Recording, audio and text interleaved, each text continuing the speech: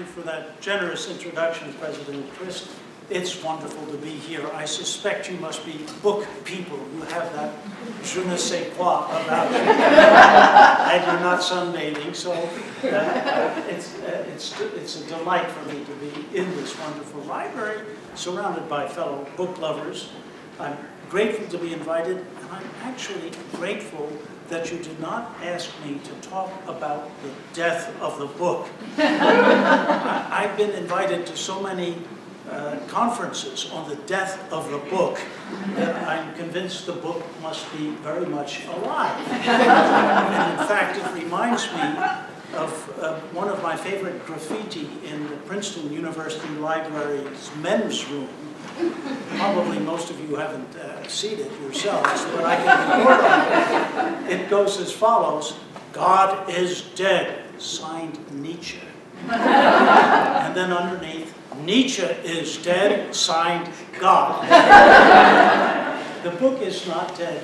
Every year, more books are published than in the previous year. And I mean good old-fashioned codexes done in print. The sum for this year, 2012, will be more than 1 million new titles coming out in print. So if people tell you the book is dead, I mean, they are just plain wrong. There are a couple of seats down here, by the way, if those of you are standing. I hate to, hope you're not uncomfortable. In fact, I think there is something approximating what you could call a case of collective false consciousness about books, because so many traditional books continue to appear while everything, we are told, is being digitized.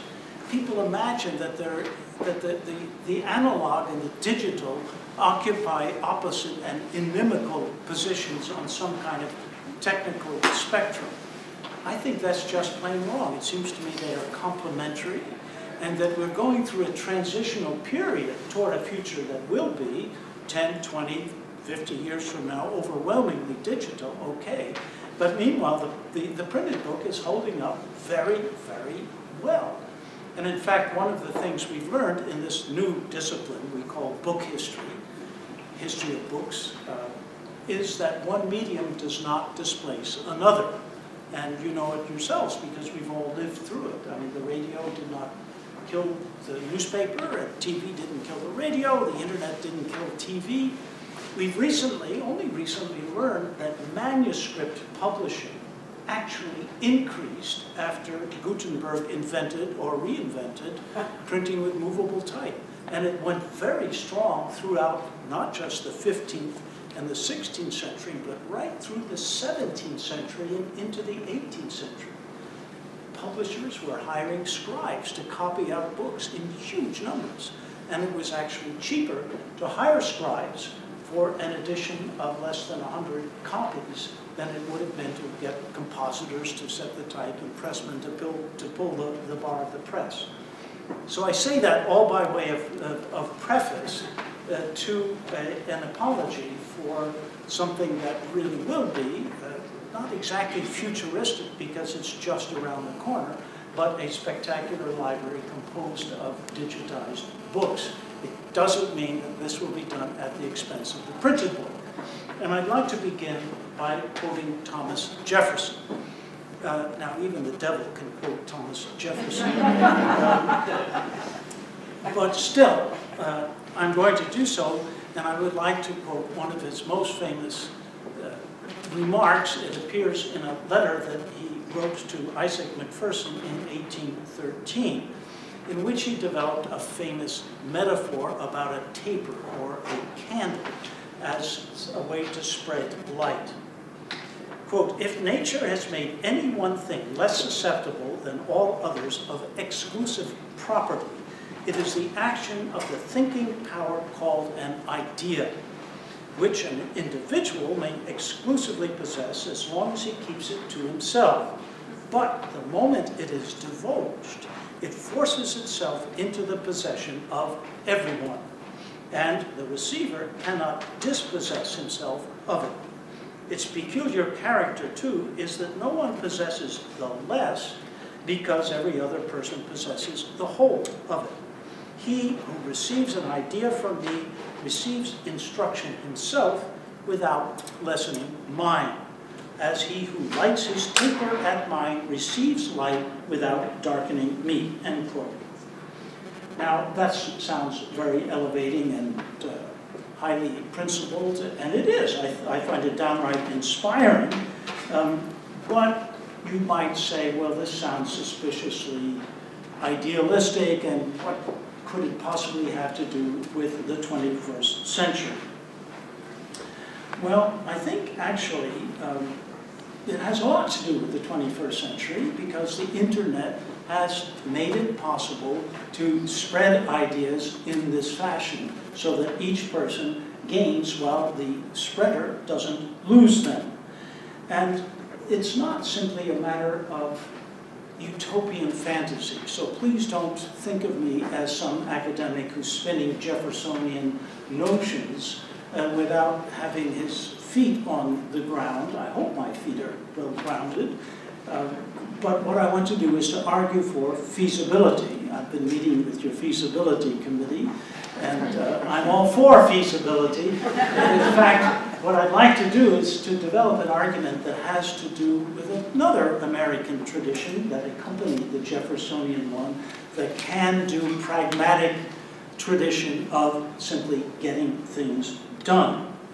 So if you wanted to take this rather hard-boiled, pragmatic approach, you could actually consult some economists, because they have a nicely hard-boiled concept known as, you probably have studied it, the public good.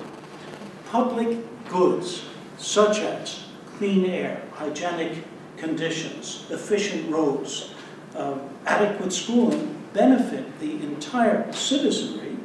And, of course, one citizen's benefit does not diminish that of another. Public goods are not assets in a zero-sum game, but they do carry costs. Upfront costs usually paid through taxation at the production end of the services and facilities that the public enjoys. The Jeffersonian ideal of access to knowledge as a public good, however, does not mean that knowledge is costless. We enjoy freedom of information, but information is not free. Someone had to pay for Jefferson's taper. Now, I stress that point because few people have any idea of what it costs to provide them with the information they consult every day on the internet. Instead, they complain about information overload. My doctor, for example, laments that the growth of medical knowledge doubles every 2 years. But of course, he knows nothing about another tendency which undercuts that, namely commercialization. According to one reliable source, the amount of research published in medical journals does actually almost double every 2 years. The United States Library of Medicine reports that the number of medical journals, now probably you don't have a medical school here, so you may not be interested, but I want to hit you with a few statistics very briefly and then move on to other things. But just think of them. The number of medical journals increased from 3,472 in the year 2000 to 4,866 in 2010. And the number of citations to the articles in them increased from 10.7 million in 2000 to 18.3 million in 2010. Now, how anyone could find all the pertinent information in this ocean of articles is hard to understand. But doctors keep trying. There was an average of 3.5 million searches a day by doctors in the year 2009. What the doctors fail to understand is that their searches take place in fenced-off territory, which belongs to the publishers of medical journals. The publishers charge exorbitant prices for access to their terrain, and their enclosure movement increases while cyberspace expands. So yes, more knowledge is being produced constantly, and an increasingly small proportion of it is accessible to the public. Now, I would like to discuss this tendency in relation to the costs of journals and books, and to suggest how it could be reversed by treating knowledge as a public good provided through the internet. So if I could return to the example of my doctor, I should explain that he works in a teaching hospital attached to the Harvard Medical School. Through his computer and his smartphone, he has access to all the journals that the medical school buys as subscriptions to electronic editions. So almost all medical journals are now published electronically, and we in the library get to pay for them. $2.5 million last year just for medical journals. The journal, these journals included the Journal of Comparative Neurology, list price for 1 year subscription, $29,000. Brain Research, list price $23,000. Biochemica, list price $20,000 for 1 year subscription. I could go on and on. The cost of academic journals in general, not just in medicine, has increased at 4 times the rate of inflation since the 1980s. Everything indicates that it will continue to spiral upward. Estimates vary a little bit, but the most reliable estimate for right now is the increase will be from 7 to 9%. And I don't think that your funds here in the college are increasing by 7 to 9%. I hope they are, but certainly the consumer price index is not going up at that rate. So we have a problem in libraries. None of this is news to librarians. After all, they had to make room in their budgets for hyperinflation of these journal prices year after year for decades. But this phenomenon is not understood by most academics. They actually perpetuate what you could call the fundamental irrationality at the heart of the system, because we academics do the research. We write the articles. We act as referees for the articles. We even act as editors on the boards of these journals, all of them, of course, without pay. And then we get to buy back the product of our free labor at exorbitant prices. It is, I think, crazy. But of course, we don't pay these exorbitant prices. Our library pays for it. Library budgets are contracting as the available literature expands and the prices go up. And so, as a consequence, many libraries spend more than half of their acquisitions budgets on periodicals. There used to be a rule of thumb, 50% for periodicals, 50% for monographs. But now, the periodical price has increased so much that many libraries spend 60, 70% just on periodicals and nothing at all, in some cases, on monographs.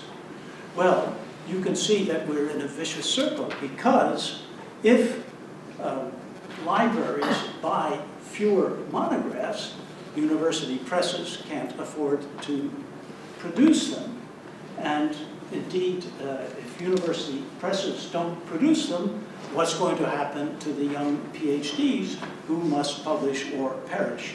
I think there is a lot of perishing that's actually going on right now, and this is part of the built-in irrationality of higher education in this country.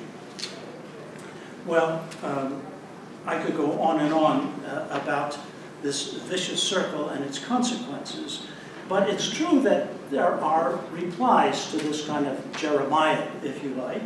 Publishers could say that, you know, don't be naive, you college professors. After all, it costs money to spread light. And if you take the example of Jefferson, not only did he discount the cost of his paper, he was a pretty bad businessman.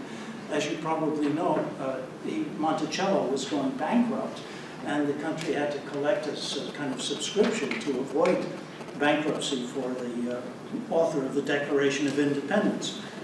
Of course, it can cost money to produce a scholarly journal, and we should take account to the so-called value added by the journal publishers. I mean, after all, they must round up the referees for the articles, they do a lot of copy editing, they design the pages, they do the marketing, they produce the journal either online or physically. I mean, all of this is definite added value, and so you could say they deserve a fair return on all this labor. But what is fair? Last year, Elsevier's the largest journal publisher, its profit margin was 36% on revenue of £2 billion. Other publishers often report profits of 20 to 40%. In its analysis of their practices, Deutsche Bank concluded, I quote, "If the process really were as complex, costly, and value-added as the publishers protest that it is, 40% margins would not be available," end quote. Now, publishers might answer this objection by invoking the so-called marketplace of ideas. I mean, they could turn the Jeffersonian argument against itself by asserting that in a free market of ideas, the best will triumph. Whether embodied in articles or books or any other format, the best will sell, and sell at a fair price determined by demand. Unfortunately, however, demand is not flexible in the world of scholarly periodicals. Publishers create journals in specialized sectors where they can have the territory to themselves. Once they have staked out their turf, assembled an editorial board which acquires prestige is crucial in this sort of business, they can keep competitors out. In fact, competition rarely exists in the esoteric sectors of science, and the three big publishers, Elsevier, Wiley, Blackwell, and Springer, publish 42% of all journal articles. They often group journals in bundles, selling the newer and more obscure publications with the better-known ones in groups, if you like, so-called big deals, which are carefully packaged and which seem to offer bargain prices. But if a buyer attempts to take apart the bundle and weed out the less desirable journals, the prices of the journals that remain mysteriously increase, so that the result is as expensive or often more expensive than the entire bundle would have been before. Moreover, the subscription contracts commonly contain non-disclosure clauses, so that one library cannot know the terms obtained by another. Far from being free, the market is manipulated and monopolized. Private gain eclipses the public good, and Jefferson's taper is reduced to an ashen glimmer. How long can this price gouging continue? Well, I think we may be near a breaking point, because some research libraries have simply found it impossible to go on paying for the continuous increase in journal prices. They refuse to renew subscriptions and just write out the complaints from the faculty. We may not be at this stage now, but I promise you will be soon, even though you don't have a medical school to weigh you down. Sometimes you can get around the price increases by switching to what's called paid per view, just to see a certain article rather than subscribe to the journal. But Wiley now charges $42 to read one article. Few libraries have summoned up the courage to walk away from the table in contract negotiations when faced with unbearably expensive terms. So what to do about it? Well, the alternative is, I think, a long-term strategy to reverse the economics of journal publishing by treating the research as a public good in a manner analogous to the funding of U.S. public roads. It could be paid for at the production end and made available free to users. Although the U.S. government already subsidizes a great deal of research and also publishing through the NIH and the NSF, it probably cannot subsidize more. But universities could pay processing fees to faculty who contribute to open access journals. If the fees amount to enough to cover a journal's production costs plus a fair return, the journal could be published free of charge online. And if enough journals switch to open access publishing of this kind, libraries would save so much in subscription costs that they could regain mastery of their budgets and invest more in acquiring material of all kinds, from printed books to digital databases. Now, I realize I've surrounded this argument with a lot of ifs. That's problematic, and I don't want to minimize the economic difficulties and institutional complexities inherent in such a radical change. But I think we need radical changes at this moment in higher education. Conditions, in fact, are changing so rapidly that extraordinary possibilities are opening up, and I think we should seize them. In fact, the open access publishing policy in periodicals has already succeeded so well that the commercial publishing houses mobilized lobbyists to try to stop it.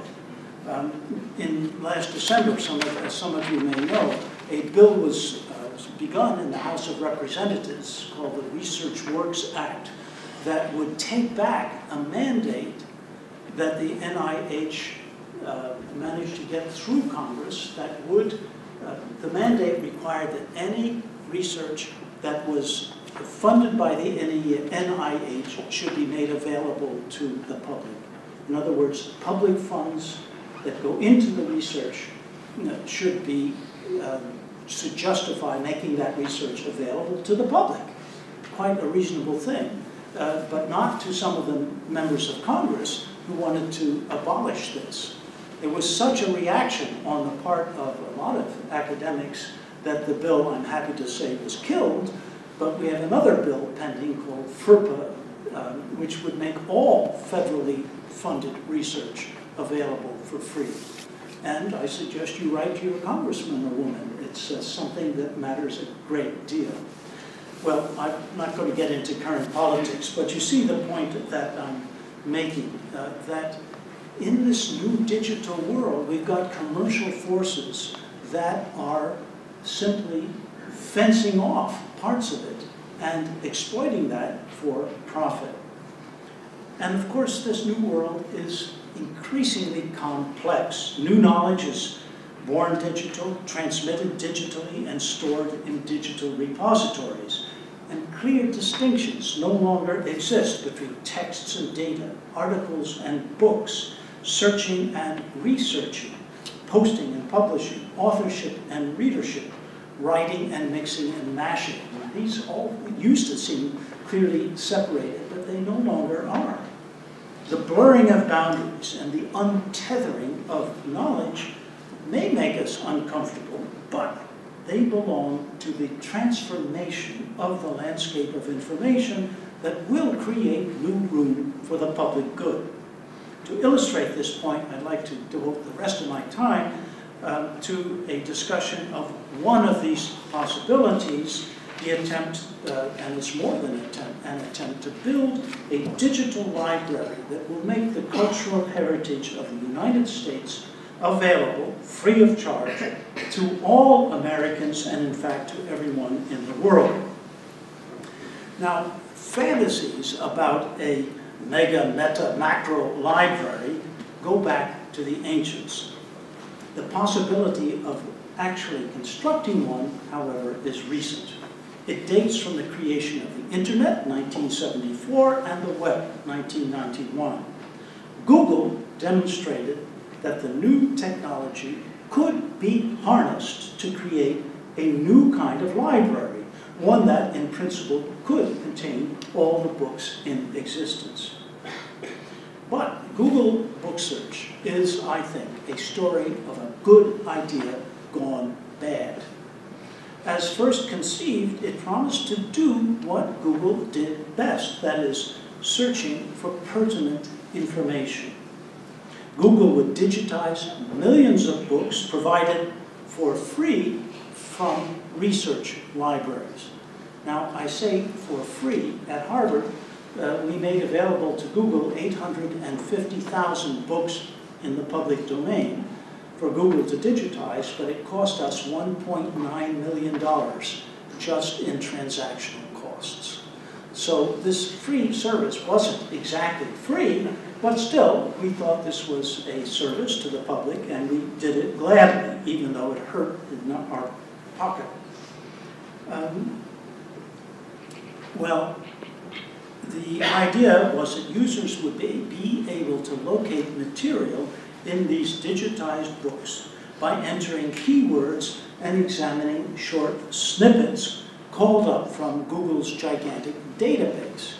And often Google actually made available information as to where you, the user, could locate the book from which the snippets were produced.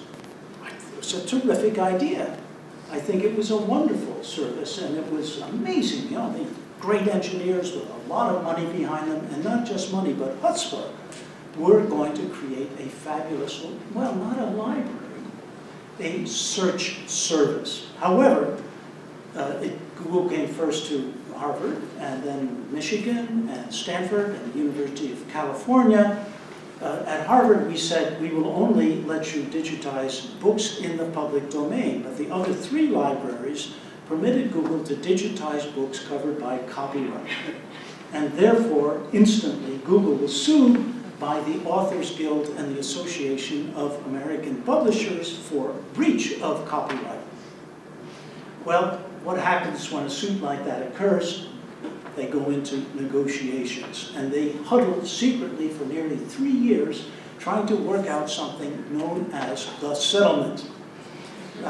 I actually followed some of this for various reasons, but I'm under a non-disclosure oath to talk about it, so I won't. But I've learned a lot about the commercialization of access to knowledge, believe me. In the end, what happened? Well, Google chose the path of commercialization. So the settlement actually transformed the search operation into the creation of this gigantic library. And the library would sell access to its digitized files to universities, which had provided the material for free in the first place, sell it to these libraries at a price that would be determined by Google without any public supervision. So I at least feared that this price could escalate out of control just the way the price for journals did. This kind of commercialization, it seemed to me at least, was a threat to the public good, not a service to it. In fact, the settlement really came down to an agreement about how to divide a pie. 37% of the profits would go to Google, 63% to the plaintiffs. And the public had nothing to do with it. The public was never consulted. Well, the settlement had to be accepted by a federal court because it was a class action suit, and all such suits have to be accepted or rejected by the court. It's a long story, I won't go into it. But the basic idea was that, the question was, does the Authors Guild represent the class of authors in general? Many of you are probably authors. I don't know how many of you are members of the Authors Guild. My guess is very few. In fact, the Authors Guild has 8,000 members, and the settlement, and many of you may have received this notice, the settlement had an opt-out clause. So you, as an author, could say, I opt out, I don't want to take part in this deal in any way. And 6,800 authors opted out. So almost as many as existed in the Guild, and I think there are well over many hundreds of thousands of authors in this country.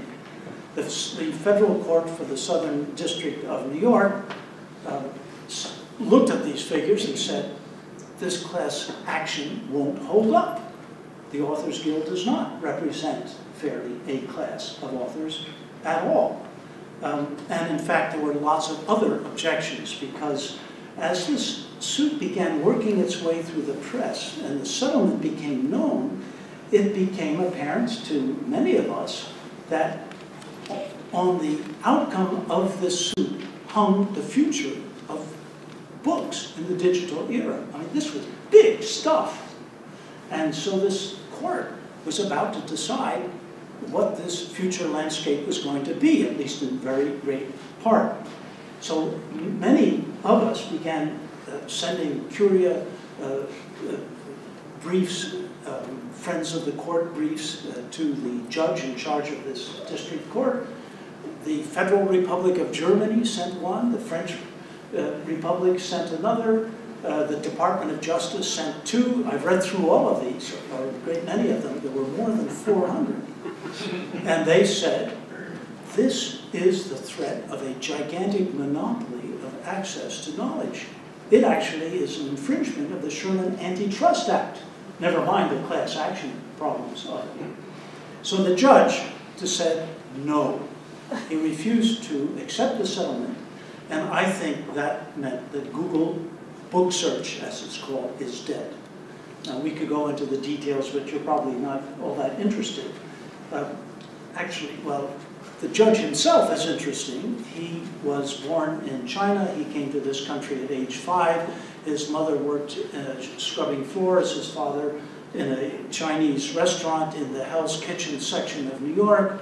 He worked hard as a young lad, got a scholarship to Princeton, went to law school, and found himself deciding a case of enormous importance for the world of books. And you could say even, of course, the founders of Google have their own very American success story. Sergey Brin and Larry Page, you know it, they were in the garage in Palo Alto and developed this magnificent company. So it was a dramatic moment. But the result of the dramatic moment was, I think, there's no way that Google's library can exist. It just won't stand up in the law. So, whatever its fate, I think its attempt to commercialize access to digitized books is dead, but the time has come to relight Jefferson's taping, because we now have it in our power to create a digital library that will make our cultural heritage available free of charge to all Americans and to the entire world. A little over 2 years ago, on October 1st, 2010, I invited leaders of several foundations, libraries, computer scientists to just discuss the possibility, which I tried to summarize in a page and a half of very concise prose, the possibility of creating this kind of a digital library. And within a few hours, almost instantly in fact, everyone at this meeting, with just an informal meeting, said, it's an important thing, it can be done, and we will do it. Now the basic concept is simple. We will create a coalition of foundations to provide the money, a coalition of libraries to provide the books. The task, however, is enormously complex. And so after taking its measure at this meeting, we decided to form a secretariat at the Berkman Center at Harvard with a tiny staff. It got a grant from the Sloan Foundation of only $2.5 million to do its basic work. We formed 6 work stream groups scattered throughout the country that recruited specialists of all sorts, dealing with all aspects of this. And actually, these people began really working very hard to figure out how it can be done once we decided we would do it. There was a meeting last October 21st, sponsored by the Library of Congress, the National Endowment for the Humanities, the Smithsonian Institution, to announce the basic outline, if you like, for the creation of what we call a Digital Public Library of America, DPLA. And so I can, if you like, describe this basic outline, and then you might want to ask questions. Am I doing okay for time? Don't let me run off too long, but I admit to a certain amount of enthusiasm for this idea. So I thought I would discuss the 5 basic problems being studied by these work groups. The first concerns scope and content. The DPLA will not draw on one single gigantic database. So don't think of it as, you know, some huge structure looking like the Library of Congress sitting on top of endless digital files. No, instead it will be what we call a distributed system which will aggregate collections from many research libraries, museums, and other institutions, including, I hope, your wonderful special collections here at Smith, which have to do with the history of Smith and the history of women. I think that will have a lot of interest for people scattered all over this country and indeed the world. So the DPLA will provide one-click access to documents in many formats, including images, recordings, and videos. At first, however, it will consist primarily of books in the public domain. Google digitized about 2 million of them, and copies of its digital files have been deposited in an outfit called the Hathi Trust that some of you may have heard about, located in Michigan. Also, the Internet Archive, which is similarly to Hathi, a not-for-profit open access digitizing operation founded by Brewster Kahle, can equally make available millions of digital files. Research libraries everywhere have digitized great swaths of their collections.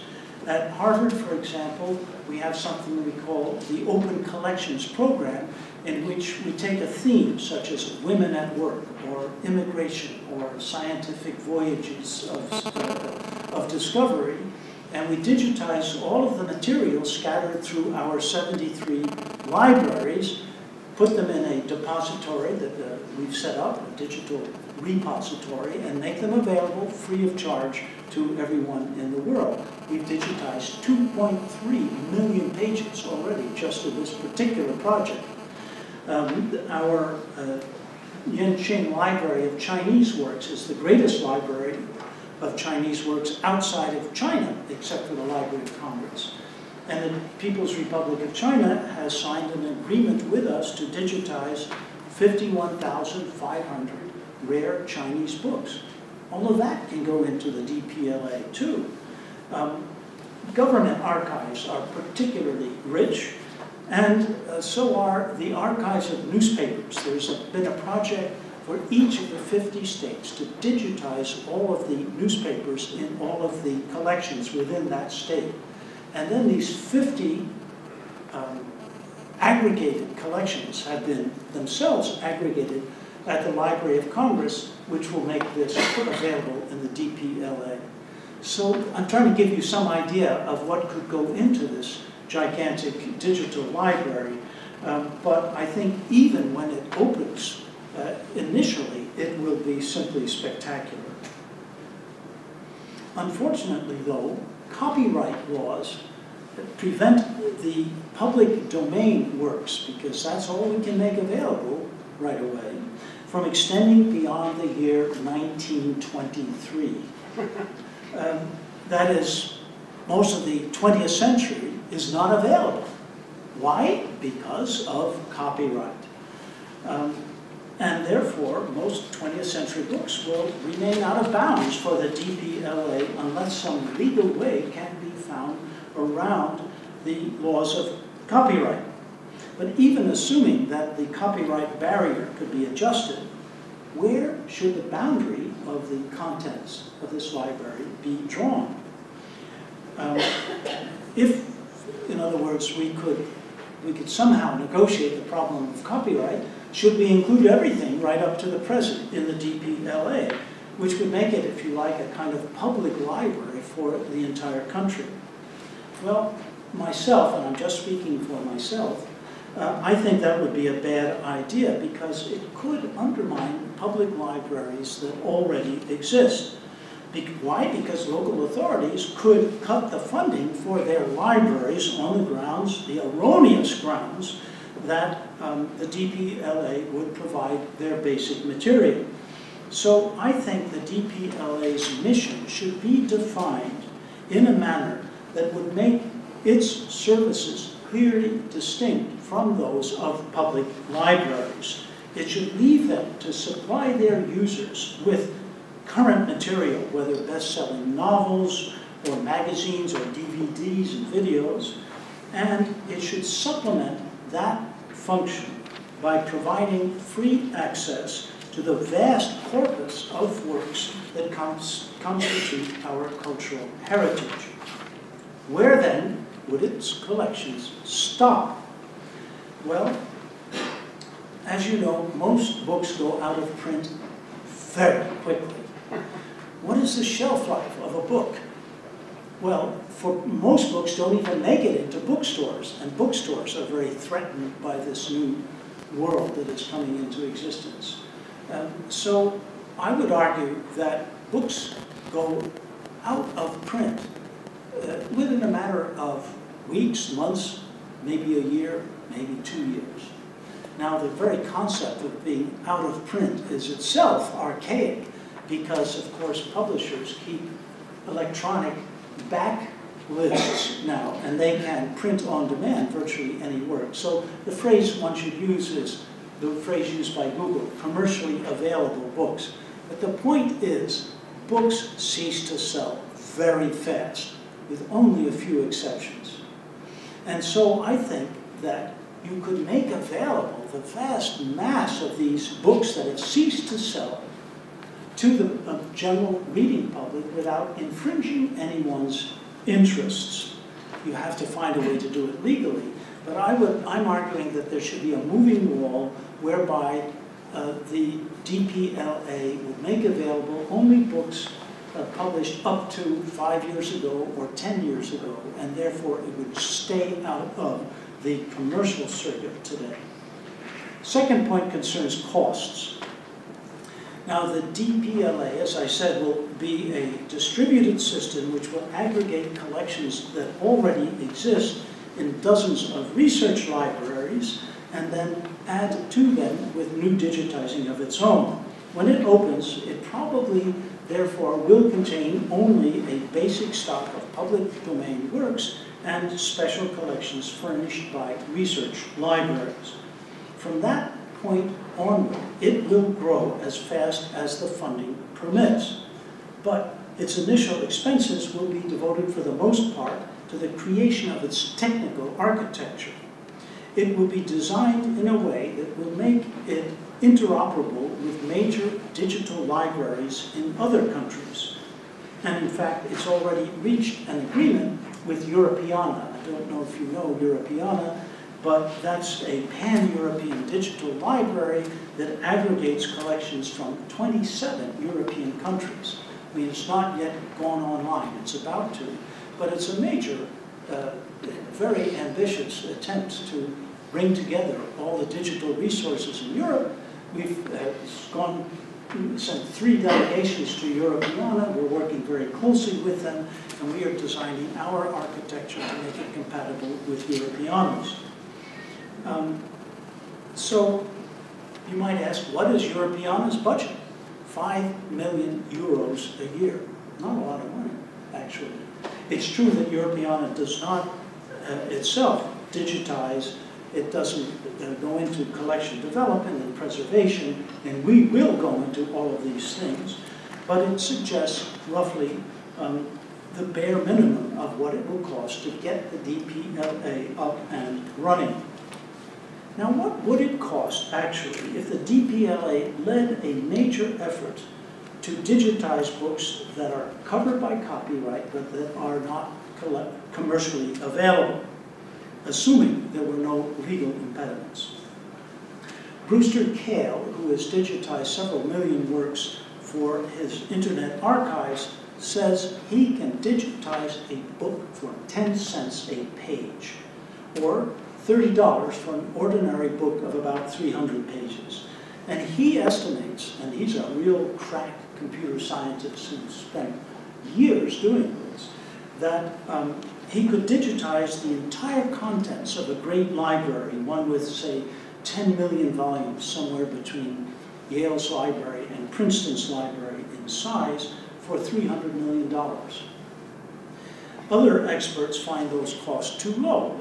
Some actually think it will cost $1 a page to digitize a book, not 10 cents a page. And so there's a debate that's going on. And to those costs, you have to add the cost for metadata, that is catalog-type descriptions of where to locate a book. For preservation, we figured 20% of the digitizing cost should be devoted to preservation, and other things such as curation and apps.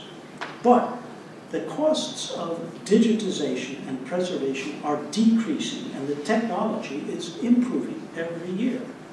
The DPLA will begin with a base of several million volumes, and it will grow incrementally by digitizing at a rate that conforms with its budget. No one knows what that budget will be, although we're going to come up with pretty firm estimates by the end of this year. But if you combine ballpark and back-of-the-envelope estimates, I think you could imagine digitizing 1 million books a year on an annual budget of $75 to $100 million. The budget of the Library of Congress, by the way, came to $684 million in fiscal 2010. So if a grand coalition of foundations contributed $100 million a year, which I think is very possible, a great library would exist within a decade. Double that rate, and the library soon would be the greatest that ever existed. But we needn't rush. We must do the job right, and frankly, Google hasn't. I don't know if you've ever looked at any Google digitized books and found that the hand of a person that was turning the leaves when they were scanning the page, blocking your view. And Google made some attempt to actually catalog the books, but they don't even use the term books. They just talk about information and data points and that kind of thing. And so they catalog Walt Whitman's Leaves of Grass under gardening. Well, we want to do better than that. Why? Because the DPLA should last for centuries, and it could grow gradually on a budget of $10 million a year.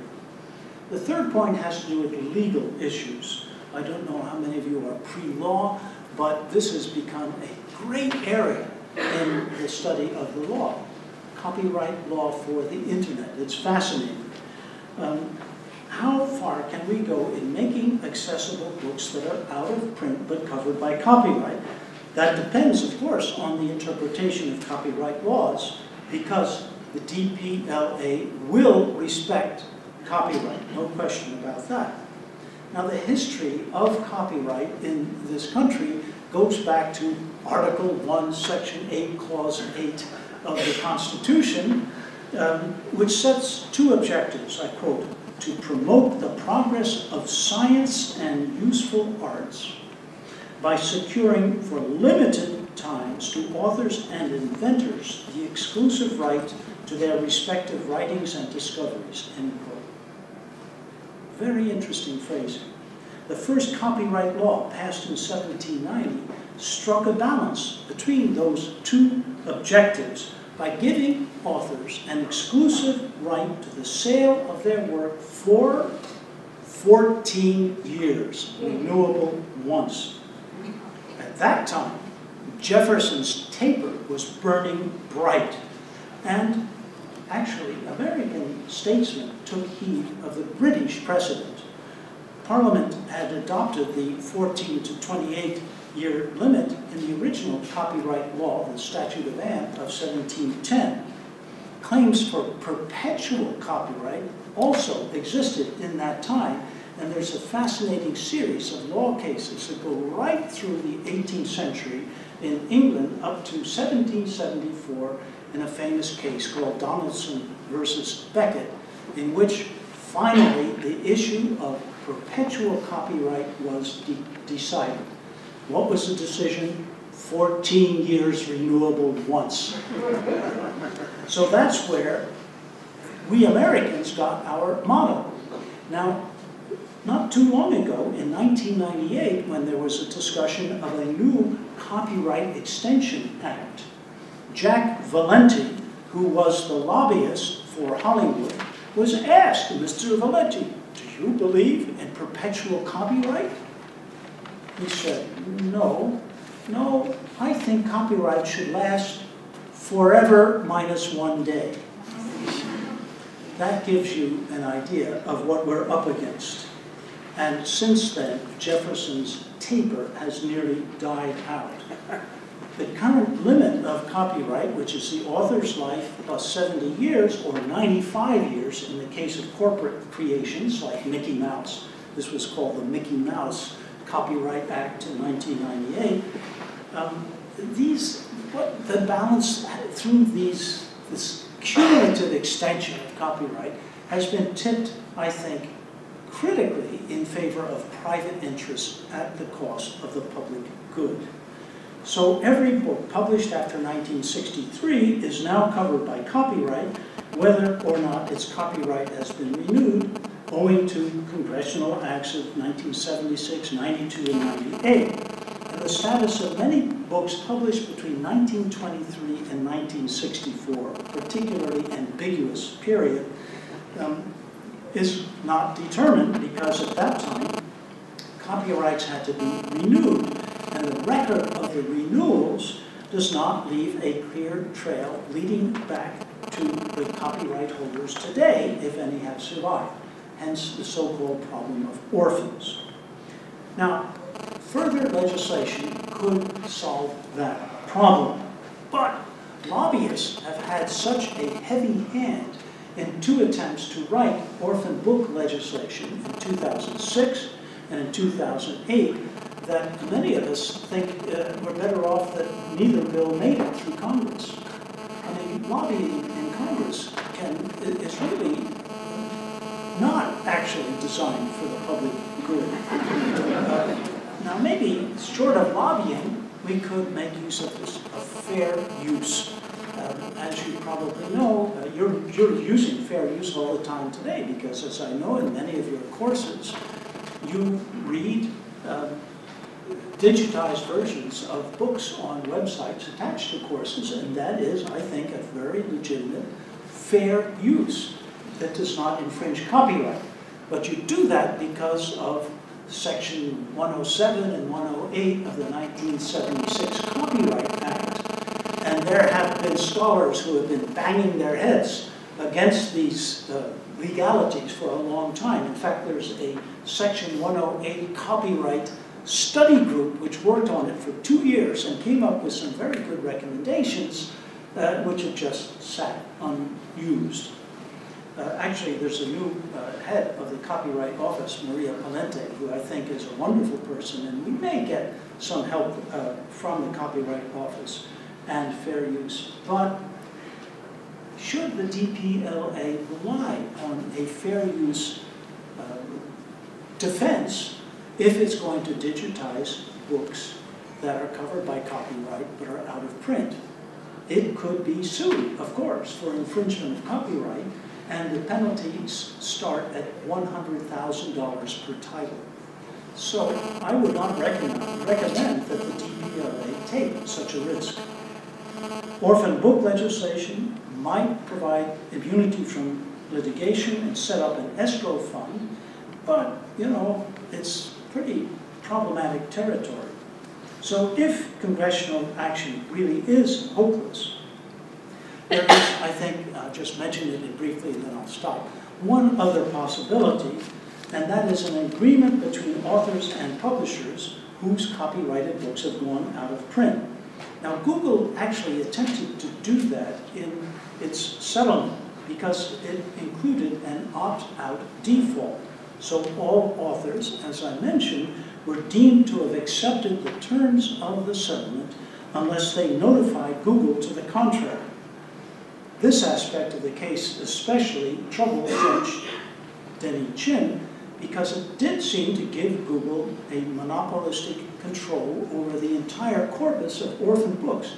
And that's maybe 2 million books. I mean, this was huge. But the question is, could an opt-out provision pass muster if it were applied for the benefit of the public good and not for a commercial organization? Well, again, I'm afraid the answer is probably no. But a solution might be found in what is called an extended collective copyright agreement.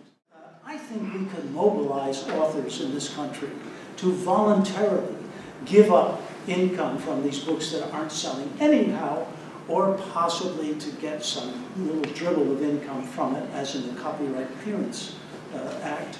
And then writers who live from their pens, this tiny number of people who try to write bestsellers, could opt out. So something like that might work.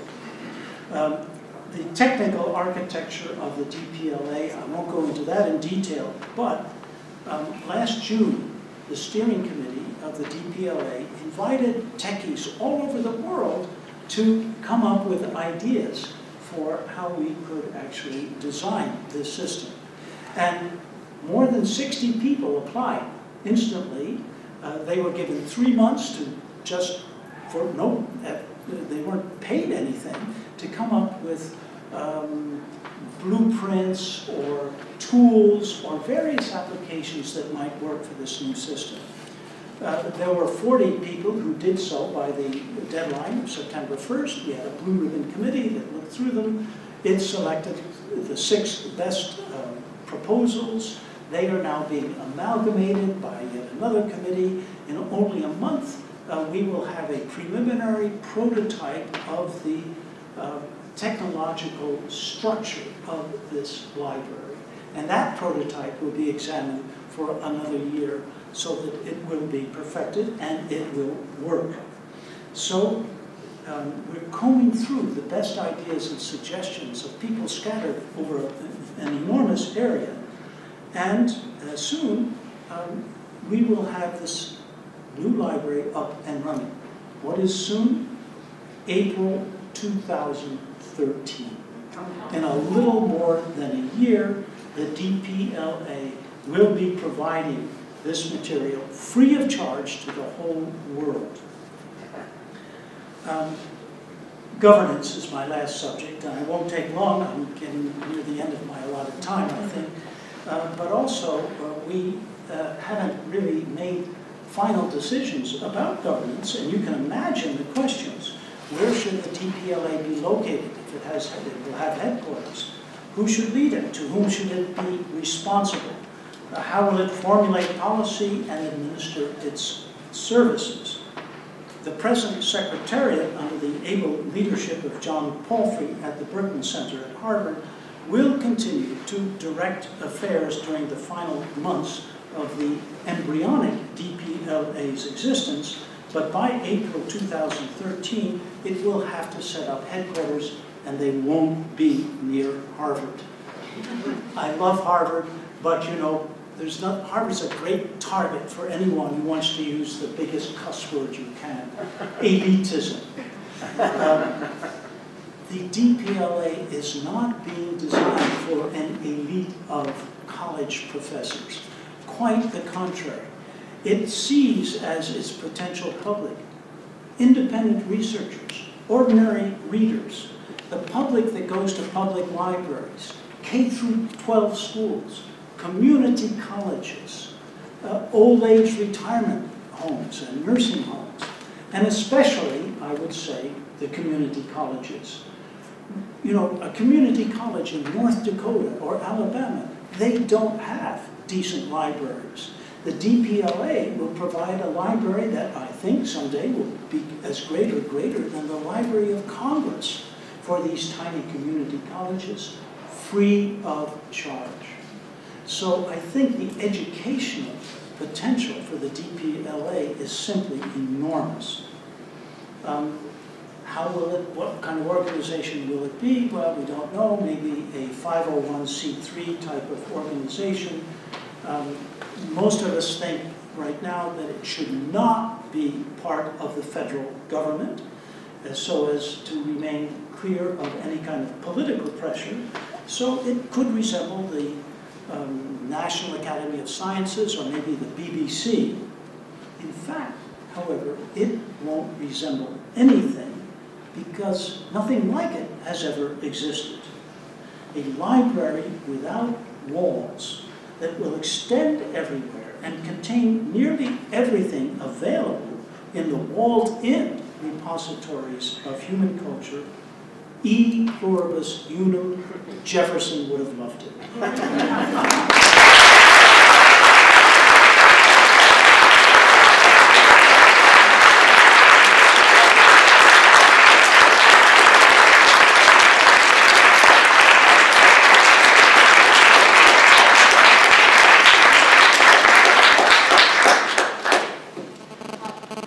Darnton has said he would take some questions, and so we have a few minutes for questions. Yes, please.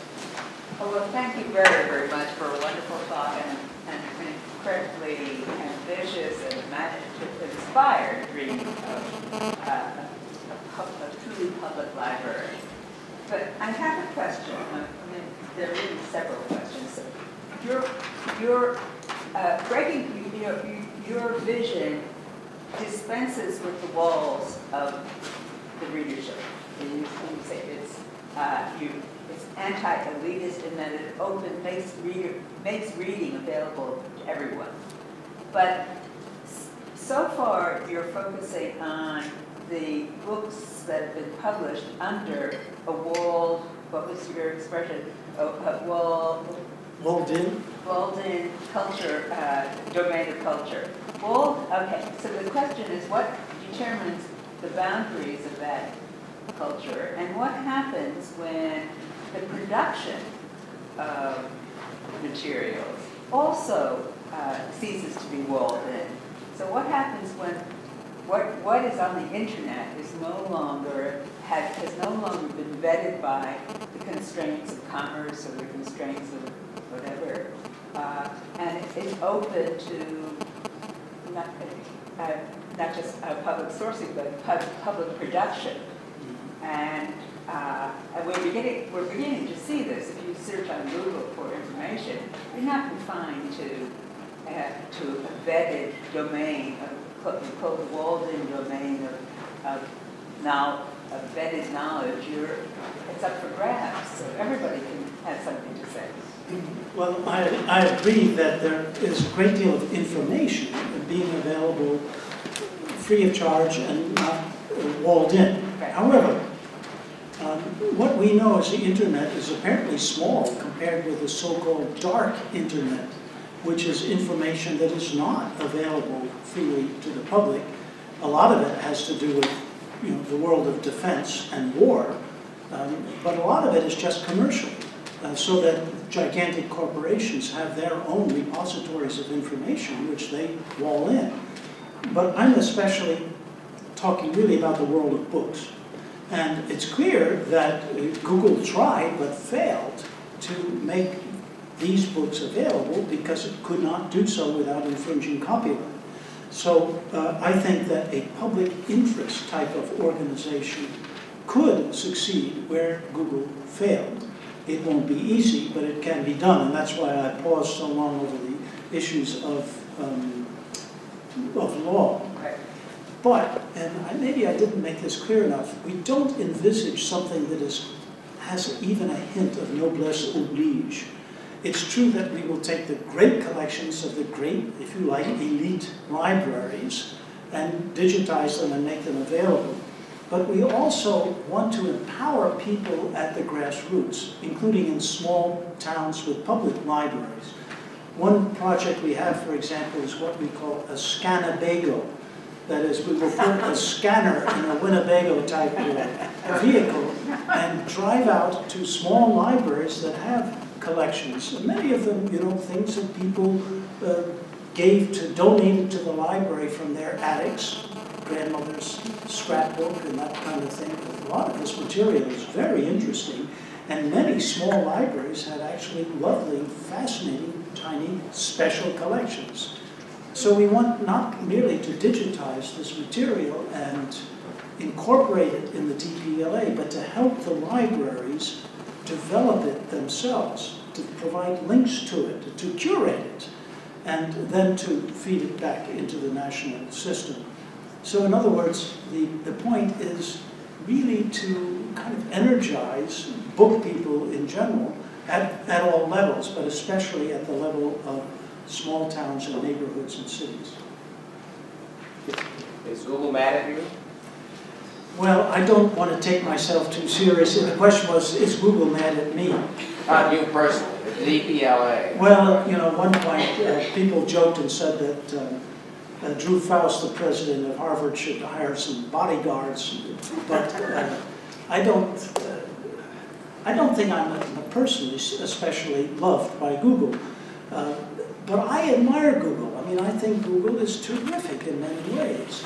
And I think it made a fundamental error when it took this vision and then tried to commercialize it. But the pressure came from, especially the Authors Guild and also the publishers. Is there a possibility for future cooperation? So I hope there is a possibility for future cooperation. I hope that Google will make available its public domain files to the DPLA. More than that, I hope that Google will loan us its engineers. Why not? They could spare a couple of hundred engineers easily, and they would make a tremendous contribution to the public good. Furthermore, it might not hurt Google's image. It might even help it, and if you've been following Google affairs, over the last year or two, Google doesn't look nearly as good as it did look when it began. So I think it would even be in Google's interest. And furthermore, this is rather complicated, but it can use its digital database in ways other than library ways. So there are 5, if each unit is a word, in all the books it's digitized, there are about 500 billion units. And you can use that information in all kinds of ways, with sharpening up your algorithms and packaging it in ways that could be sold, or certainly accompany advertisements on a vast scale. So I think Google's going to do just fine, and I hope it will help us. Yes. What do you see as the relationship between the universe you're trying to create and the world that we now think of as EBO, early English books online? Older text where copyright is not an issue. Well, I love EBO and I use it a lot, and I work primarily in French things, so I use Gallica, which is a similar wonderful repository, not full yet, but a very rich source for research. And I think that these, some are, of course, sold for subscriptions to libraries, and so they can't just donate it to the DPLA. Now, I don't have an answer to your question, but I would hope that we could approach the publishers of EBO and such things, the short title catalog, and persuade them to make it available for a reasonable fee, and that we could work out terms that would be mutually advantageous, but not the kind of terms that the journal publishers have been demanding. And that's why I paused over that. I think we must learn a lesson from the exorbitant prices charged by the publishers of academic periodicals. And I think a fair profit is perfectly legitimate. We would have to find a way to finance it. But I don't think that the DPLA would be incompatible with previously existing scholarly resources that are commercial but not extortionate. I'd like to ask a question about the sustainability of digital text. And it connects to your comments about governance and your earlier comments around terms like interoperability, digital architecture, preservation. It's clear that the problem of data extinction is with us and will be with us. Yes. And for a library such as the one you propose, it creates the question of how governments will take care of the problem of ensuring that down the road, the decisions made about which of many books that are digitized will be re-digitized in the necessarily new formats. Whether we're talking software or hardware. The example of Fortran suggests that there's a great deal of data that's already extinct. I myself have a number of Microsoft Word documents that are inaccessible. This problem is going to confront the digital library, you imagine, in huge ways that I didn't, in your talk, hear anything that suggested how you were planning on confronting, which is what is not just a technological problem, but a problem of selection of texts going forward, which, of course, is of central concern to libraries.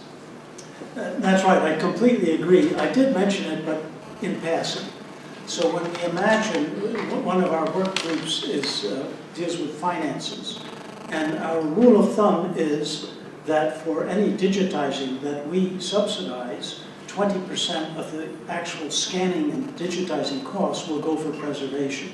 So we feel that we must be committed to preservation in a big way, and that we must build those costs into the building of the library itself. And you're absolutely right about the extraordinary situation that we have no solution to the problem of preserving digital documents. And when you think of the amount of things we've lost, it's appalling. We've lost more than half of all films ever made up to World War II. And we think of film as a major art form. Well, and as probably most of you know, digital texts are made up of ones and zeros, and they tend to unravel.